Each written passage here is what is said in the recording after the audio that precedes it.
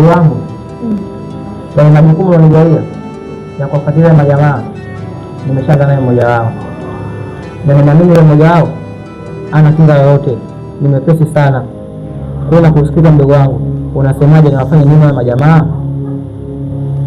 Kazi nzuri sana, kazi ya kufuatilia wale jamaa na kugundua mwenendo wao ni nzuri sana sana, lakini kuna jambo moja katika swali lako, tutafanyaje? Jana kipindi naenda kuchukua dawa, wazee waliniambia kwamba tusiwazuru hawa waliohusika kumzuru huyu jamaa, bali kama tutaweza kwa uwezo wetu tuliopewa kuwaelimisha na kuwabadilisha, ila kinachohitajika ni yule aliyewatuma, mkuu wao ndio anayepaswa kuwajibika katika jambo hili. Tumeelewana? Nakuelewa ndugu wangu.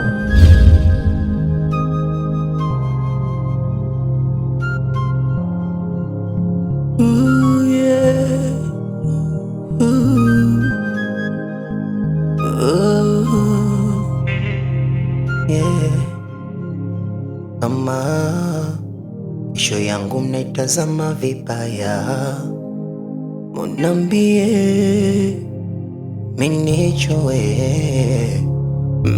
Majukumu mnanipa sio saizi yangu, mnambie minichowe.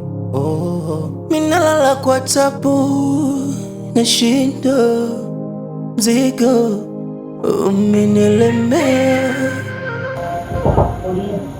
mpaka nahisi adhabu, nashinda mzigo umenilemea.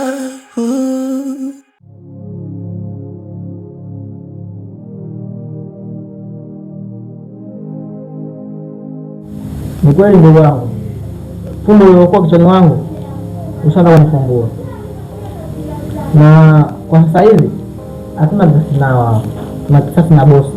Kwenda kusikiza ndugu wangu, bosi tutafanyaje? Na bosi anaonekana na nguvu.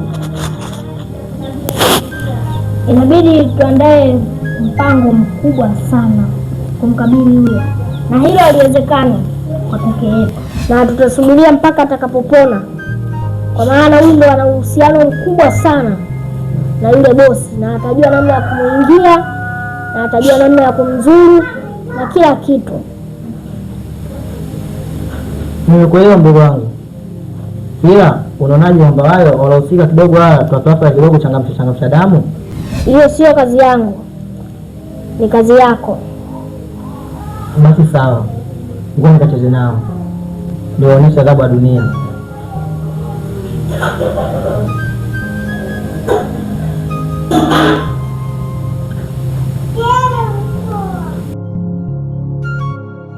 Huko naweza nikasema wazima au sio wazima.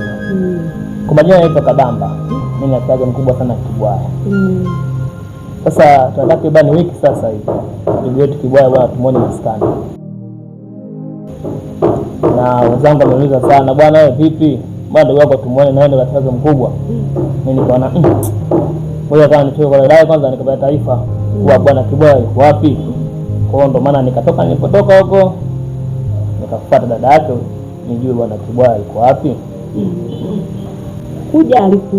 Alipokuja siku hiyo, yani alikuwa kama amechanganyikiwa fulani, ana mawazo, ipo kimya. Kila ukimuuliza ana matatizo gani, asemi, anasema tu mimi nina matatizo, sijui nini, sijui mke wangu, sijui kitu gani, yani asemi chochote yani.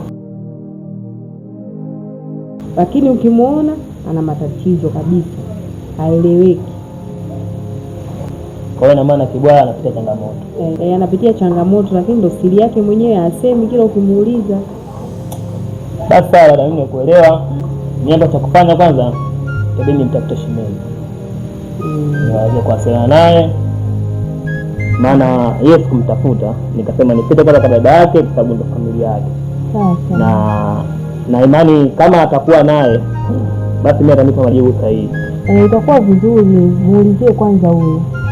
Basi mimi nakuahidi dada yangu, tushirikiana pamoja kumtafuta Kibwaya. Maana Kibwaya mimi nafsi yangu mkubwa sana. Yaani Haya, kwaheri. Haya.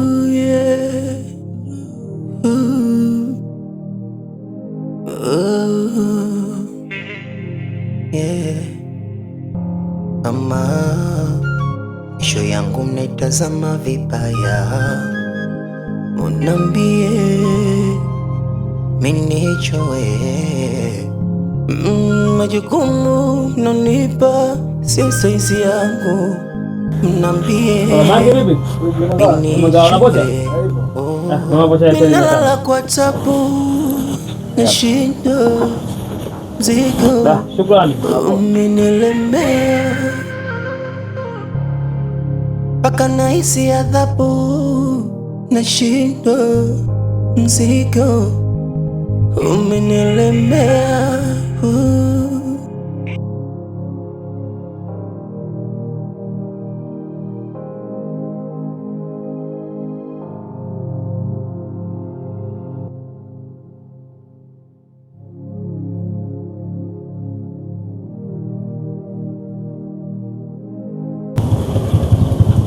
Habari.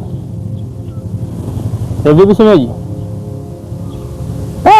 Na mrefu kweli leo kama Mungu umepatikana.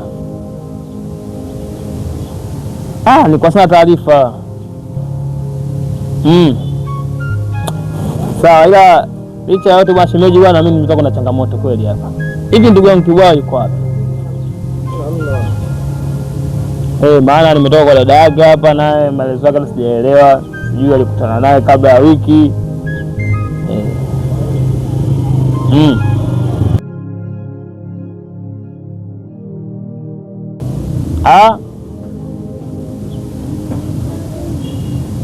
Kwa na wewe uelewi. Basi sawa, sikia. Hebu ufanye mpango tuonane kwanza, tujue ninafanyaje.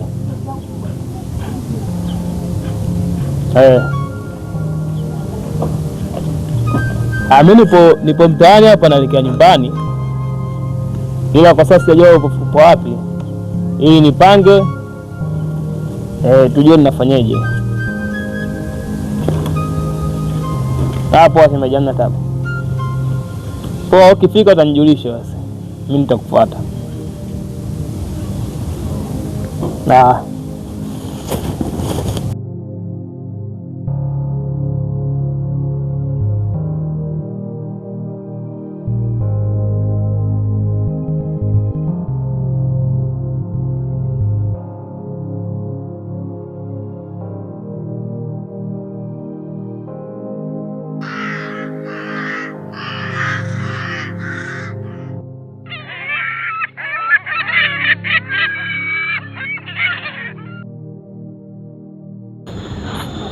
kaka, nilikunyamazisha pale mchana kwa sababu kuna vitu havipasi kuongelewa ovyo.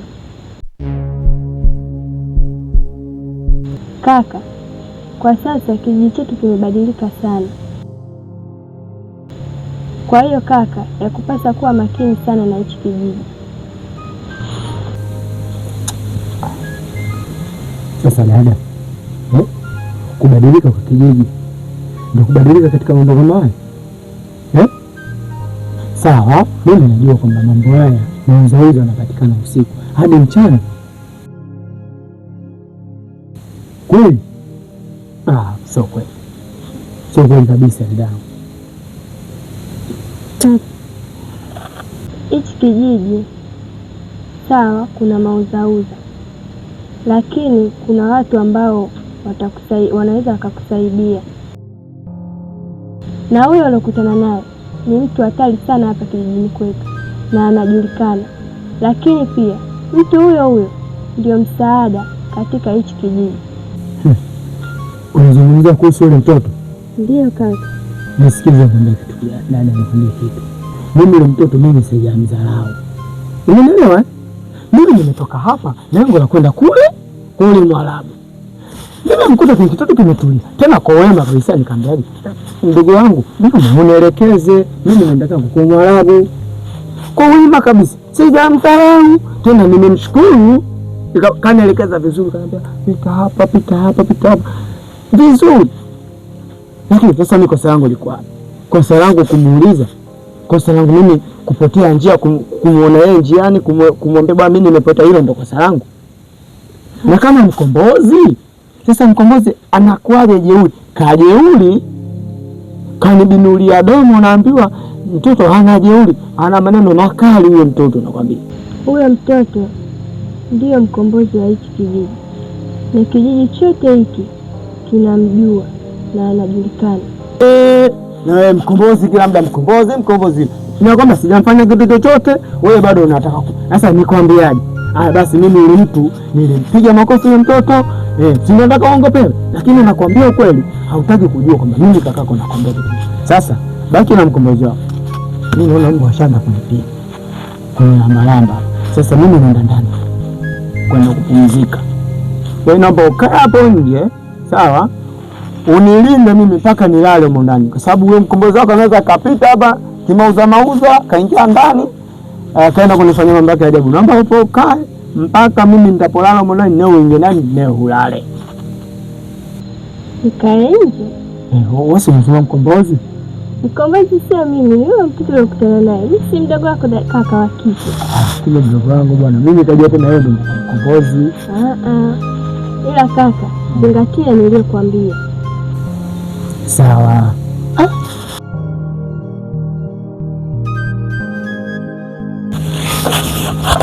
Sasa wewe baki hapo hapo umsubiri huyo mkombozi wako,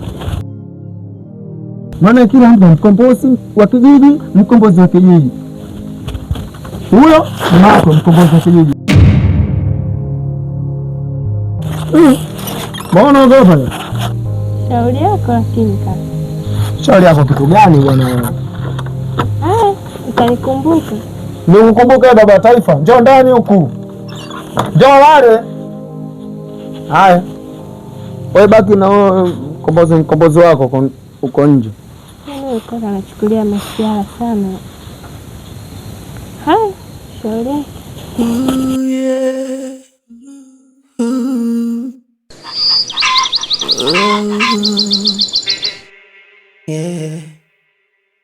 Kama kesho yangu mnaitazama vibaya, munambie minichoe.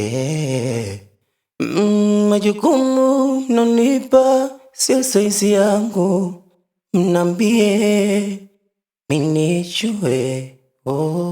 Minalala kwa tabu na shindo.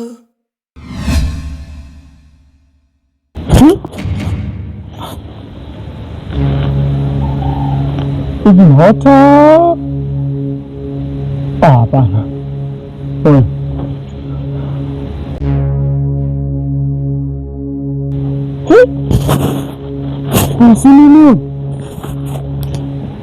Inawezekana vipi sasa? Jamani, mnatoa mara mbili sasa, yaani mnaniangaisha kule njiani, mnaona haitoshi, mnakuja sasa na nyumbani sasa mnakuja kunitoa photocopy sasa, yaani mnanitoa uyawili sasa. Jamani, achana mambo bwana. Oya, dada Saumu, dada, yaani mnasubiri dada aondoke ndio mnaanza kunitokea jamani. Kama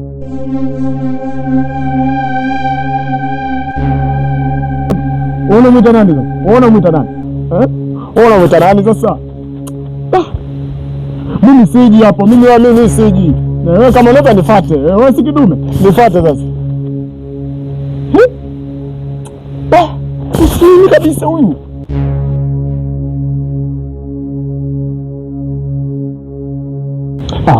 Mambo nakujaje sasa mambo hayo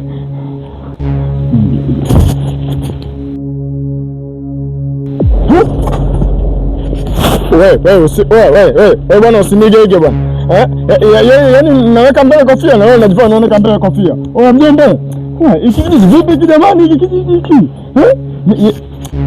Nataka damu sio kwa yaona jamani ambaso. Bwana ndio maana kwa mjini wanaogopa kuja vijijini bwana. Yaani tukija vijijini huko tukivaa bomba kali basi mnatupata kishenzi yani. Sasa tumekuja wenyewe sasa makapela hatuna chochote ujue tumekimbia kwa majanga. Alafu ndio kuja huko wangu mnaenda kunileta mazenge ujue. Mazenge mimi siyapata mazenge ujue. Sio hapana. Sindi nikataka niweke kijiji rafiki yangu. Dada, Sumu! Hapana. Sumu! Mimi nakwambia kila siku dada yangu kwamba hiki kijiji chao, hiki kijiji kina wachawi wote tumeelewa, lakini rafiki yangu, hiki kijiji chao dada yangu, unajua angalia kwa Salumu.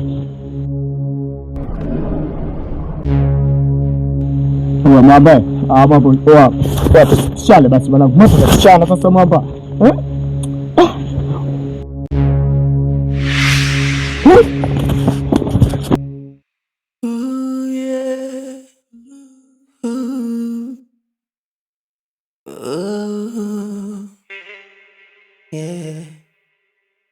Mama, kesho yako natazama vibaya, munambie minichoe majukumu